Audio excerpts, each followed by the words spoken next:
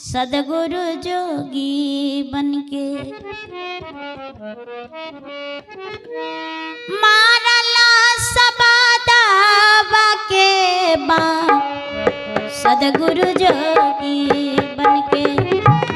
मारला सबदावा के बान सदगुरु जोगी बनके घूमते फिरते अइला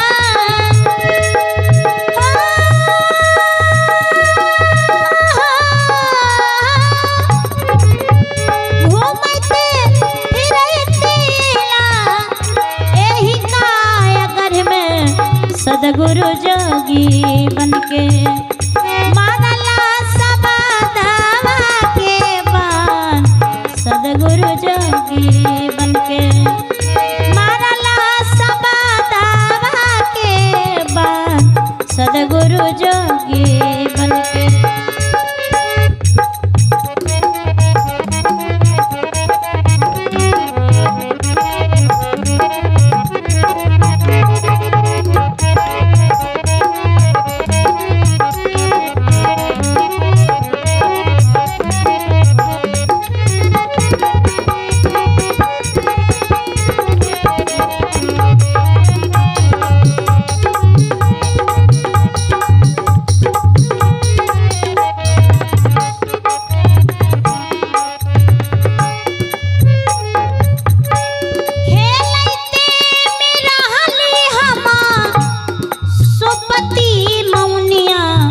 सदगुरु जोगी बनके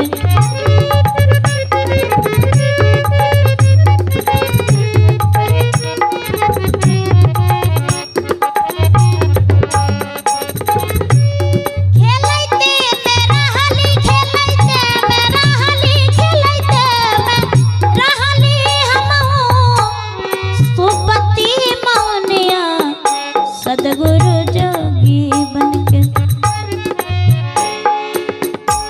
सभी देखते हैं कि जैसे कोई बच्चा जब खेलता है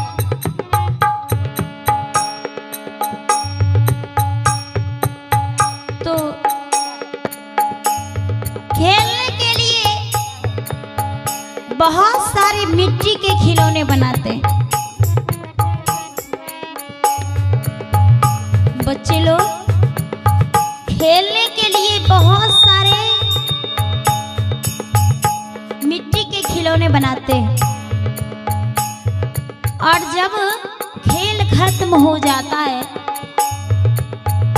तो सारे खिलौने को तोड़ फोड़ कर फेंक देते हैं।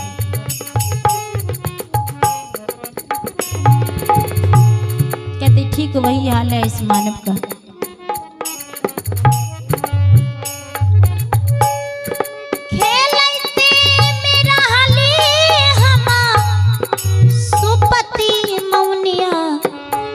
सदगुरु जोगी बनके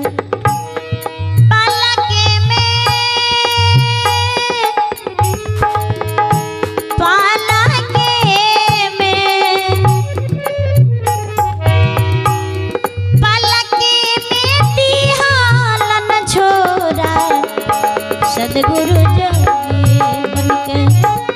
पालके में तिहालन छोरा सदगुरु जोगी बनके